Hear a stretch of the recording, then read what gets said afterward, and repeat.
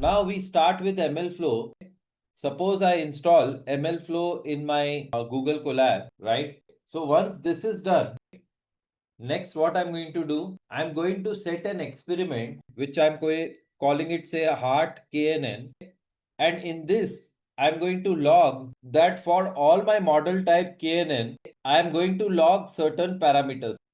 So here in KNN, is there any metric, anything that I want to log?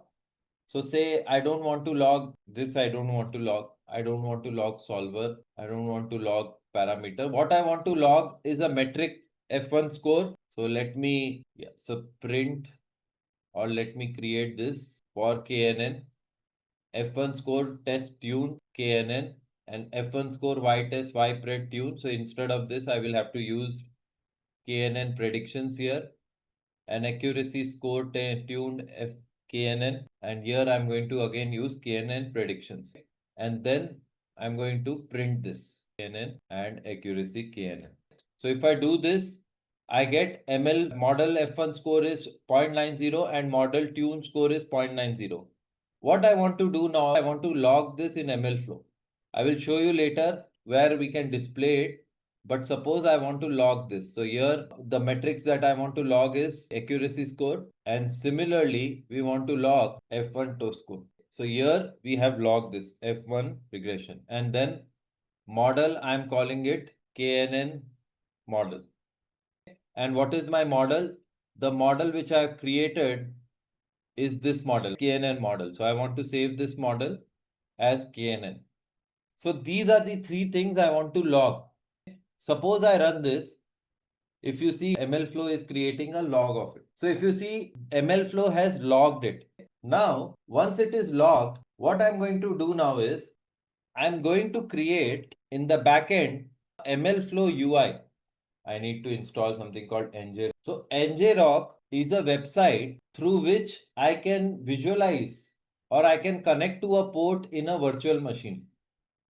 So here, let me log in. So if you see, I've created one account on Ngrok. All of you, the concept what I'm trying to explain you all is that we are running this MLflow on Google Colab, and Google Colab requires is a virtual machine. It's a machine where we don't have control.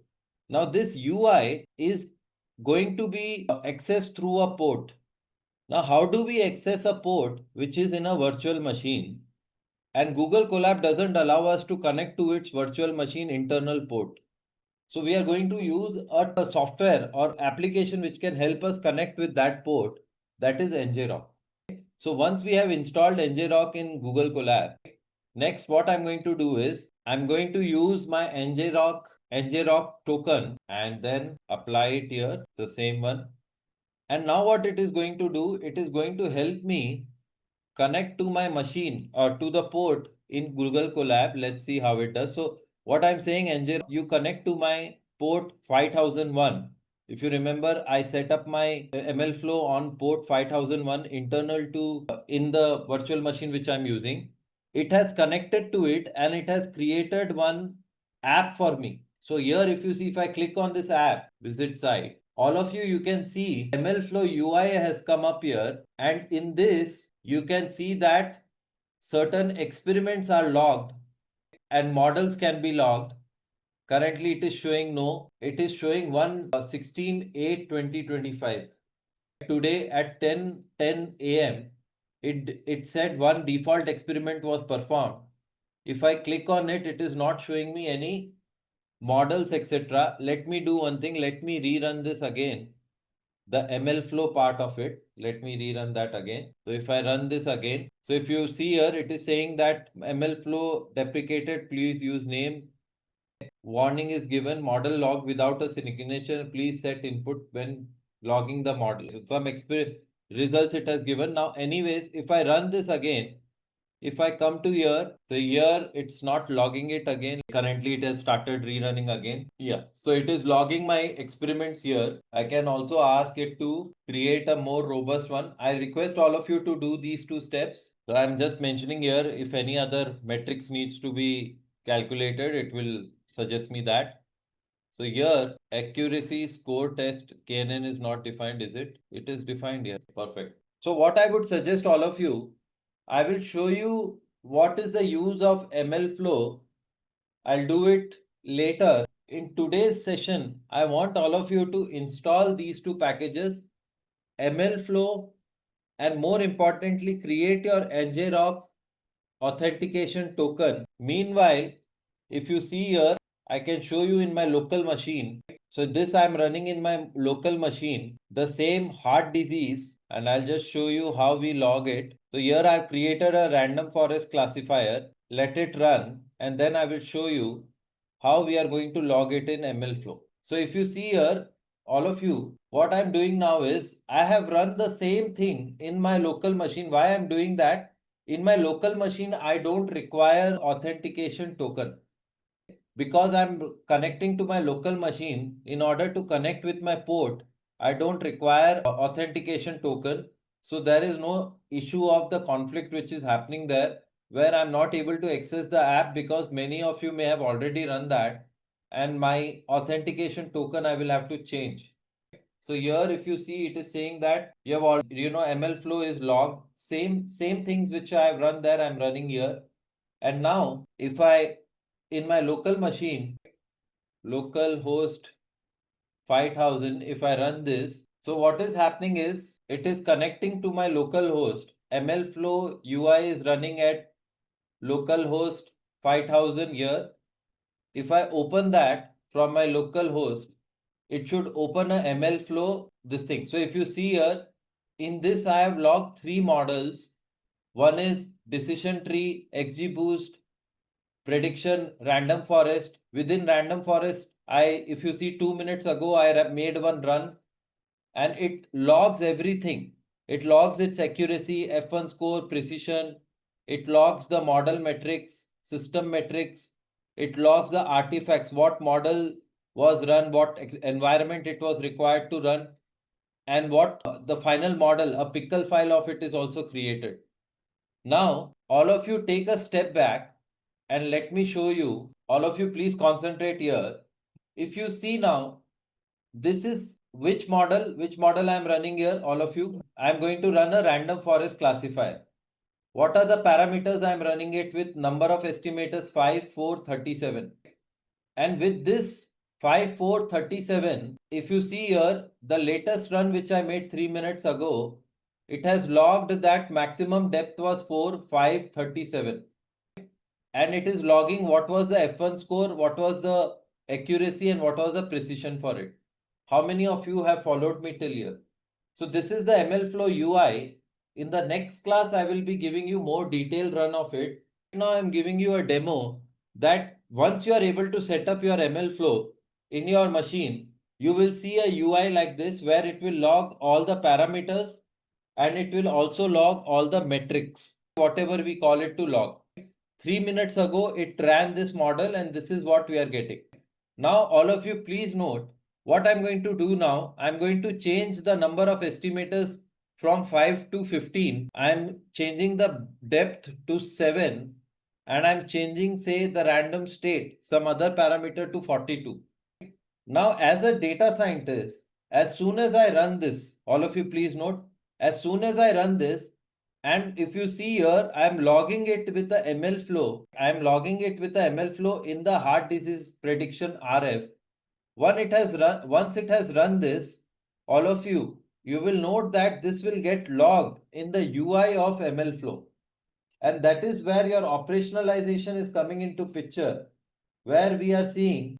So see, if you see here, I have run it successfully. Now, what's the beauty of MLflow? As soon as I go back here, you see here 44 seconds ago, I did not do anything.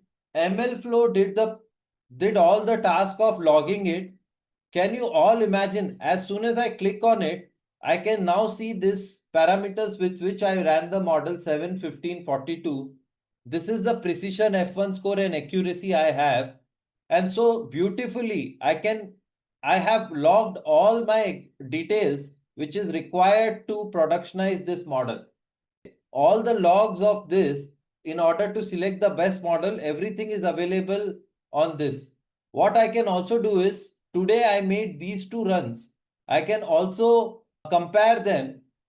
So if you see, I'm comparing these two runs made today. One was made at 10:30 a.m. One was made at 10:25 a.m. This is the maximum depth, 7:15:42. These are the parameters for these two. And you can see it is measuring the accuracy, F1 score and precision. So if you see here, accuracy is same, F1 score is almost the same, but precision is much better in this model, which is what model? This model. So if I click on this model, I get all the details of this model. This was the model. This is giving me the best results. I can go to artifacts, and in the next class, I will explain you what is a pickle file, how can we use this to productionize our model in Flask or Fast API. But for now, I have shown you how you are able to track all your experiments in using MLflow. How many of you are getting what I'm explaining? So what I made you all do today was, I made you run various models first. I gave you a challenge to create the best model so that you all are confused and you all understand that these are so much work a data scientist has to do in order to reach to the best MLflow model. So in today's session, we started with this, that you create your best model. While creating our best model, and also I showed you all the steps of machine learning which we were following up to the step of evaluation and tuning. Now we have not got into deployment, monitoring and retraining. But till here, I hope all of you are getting the idea that a lot of logging needs to be done. Why? Because we are trying to find the best model. We are going to tune the parameters. Many of you are working on different models. Some of you are saying KNN is better. Some of you are saying random forest is better. Some of you are saying logistic regression is better. All of you are doing your own set of experiments. What we need to do is we need to collect all of them into one place, and that is done by MLflow.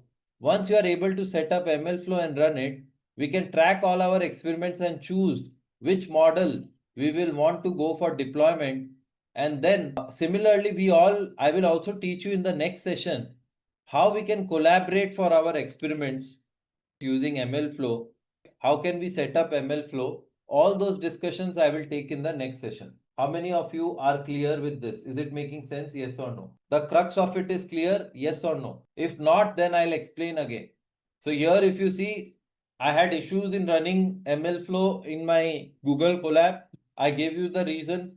My Ngrok, someone may have been using, not you or either, I think most probably you are, or maybe some of my previous students, they are using this. I will have to rechange this. I will run this, and then I can also show you the same thing. If you see these MLflow experiments, it's showing up, but it is not logging my experiments. Maybe it is getting logged in someone else, port. I'll have to check on that. So here it's coming these errors. So what I did, I showed you in my local machine where I don't require any Ngrok. And here, if you see, I'm able to run different experiments. So the things you need to do now is, things to get ready is, one, create your Ngrok account. Second is install MLflow in your local system, and then run the experiments which I have suggested on hard.csv.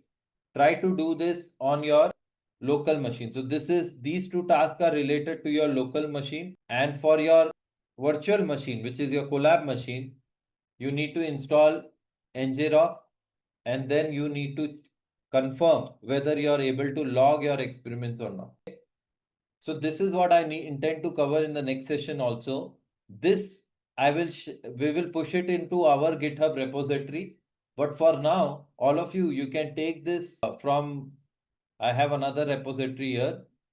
You can for now borrow it from there. I'll just share the link with all of you. So this is Streamlit MLflow demo, MLflow demo.ipnb file. This contains all the code which I have run in my local system. I'll request all of you to do the activities which I have mentioned here to follow up. I hope you all understood the relevance of MLflow and why it is required for a data scientist, why it is required by a ML engineer to set up MLflow so that we can start tracking all of our experiments.